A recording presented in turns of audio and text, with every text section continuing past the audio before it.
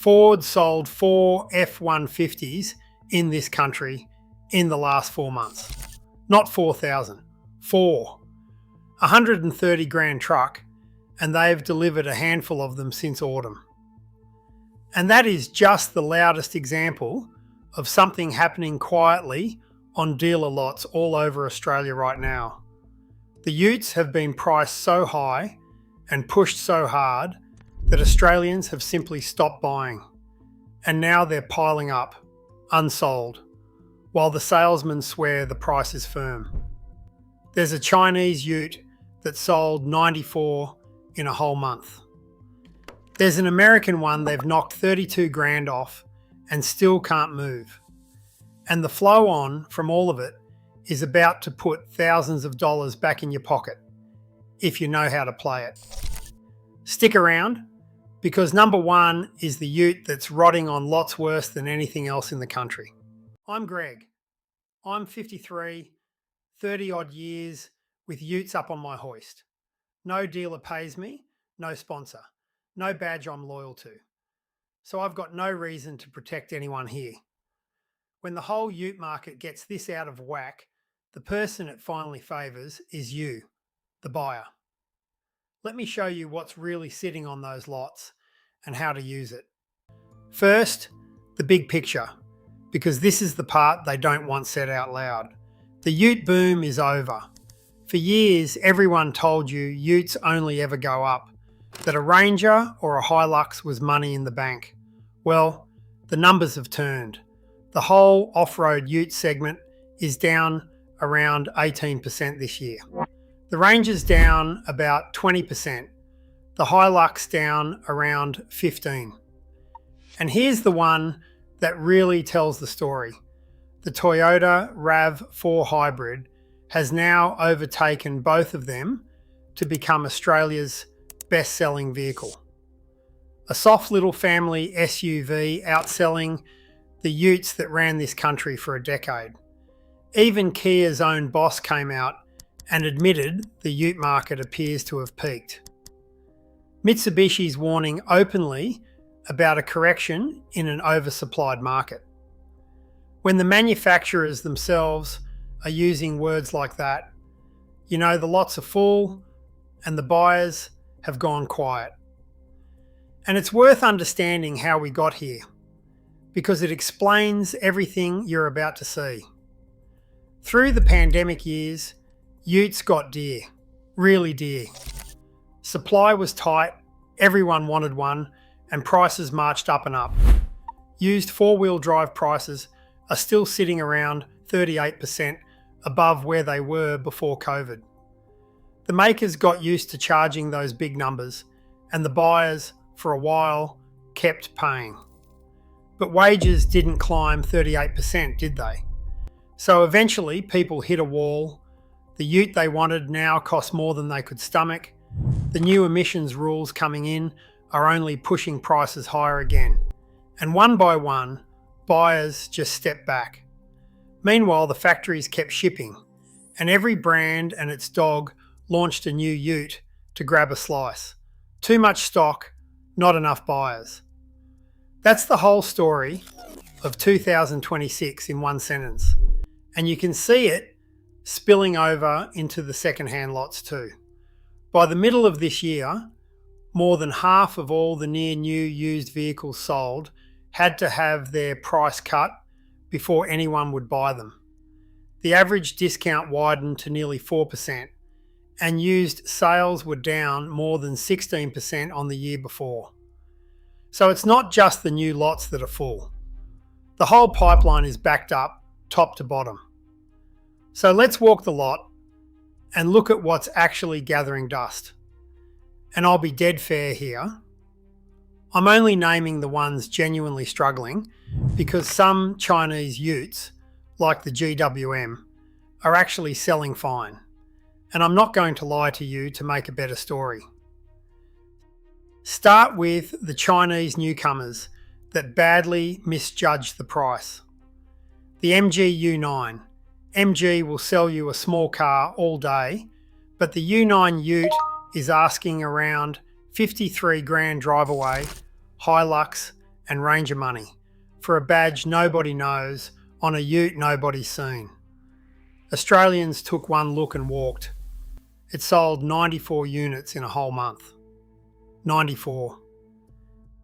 Then there's the JAC T9, 56 registrations in a month, and they've already had to carve a version down to 39 grand to try and tempt anyone. The LDVT60, a couple of hundred a month, and fading.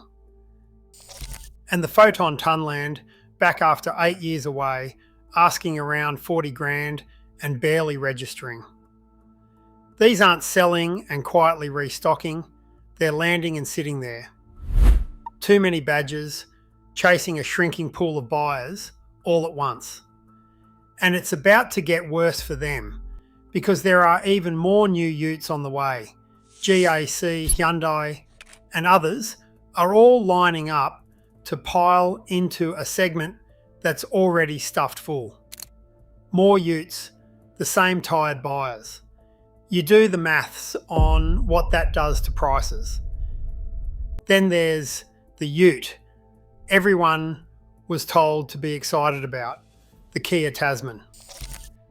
And this is the clearest proof of the whole story. Kia aimed to sell 20,000 of these a year.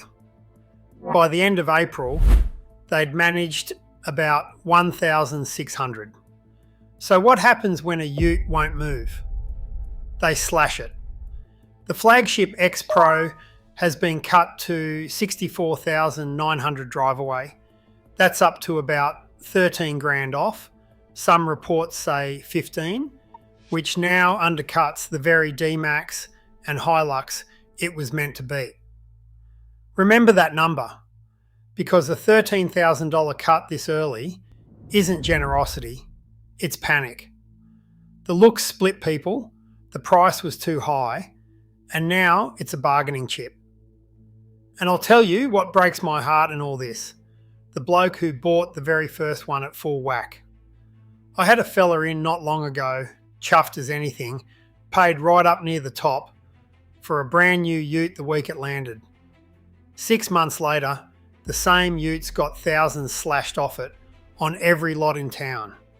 And he's already underwater on something he's barely run in.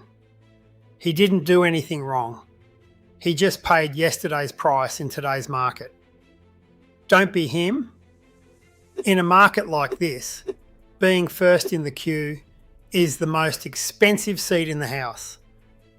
Quick one before we get to the big American money pits and the number one ute rotting on lots. If you want the exact 10-minute checklist I run over any ute before I'd let a mate hand over a cent, and the questions that make a desperate dealer drop his price fast, it's in my Honest Buyer's Guide. Scan the code on screen and it's yours. Right, back to the lot. Now the Jeep Gladiator, which has become the poster child for a ute that will not sell at the sticker. Jeep has been discounting these things for what feels like forever. Night Eagles knocked down by 14 grand, Rubicons by 17, and in some states up to $25,000 off drive away to clear them. 25 grand. And they still trickle out the door. When a ute needs that kind of money thrown at it just to leave the lot, the market has already told you exactly what it thinks it's worth. And it's a lot less than the window sticker ever said. And then the big Americans, the ones that really rot on lots because at 100 grand and up, there just aren't many buyers. The whole full-size truck segment shrank this year, down to under 9,000 across Ram, Silverado, Tundra, and F-150 combined. Look at the individual numbers over 10 months. Ram 1,500, about 2,300. Silverado 1,800. Tundra under 700. And the Ram's the tell. They've slashed the entry model by more than $32,000, from $142,000 down to $110,000, just to get people through the door. A $32,000 cut. That is not a company that's comfortable. That is a company staring at a yard full of trucks it can't shift. And it makes sense when you think about it, who in a cost of living squeeze, with fuel where it is signing up for a 6-metre truck that drinks like a bus, costs a fortune to service, and won't fit in half the car parks in the country? At 40 grand, it's a novelty. At 140, it's a very expensive one. And the buyers have done that sum for themselves. And number one, the Ute, or near enough, rotting on lots worse than anything else in the country. The Ford F-150. I told you at the start, 4 deliveries in 4 months. Let me put that in perspective.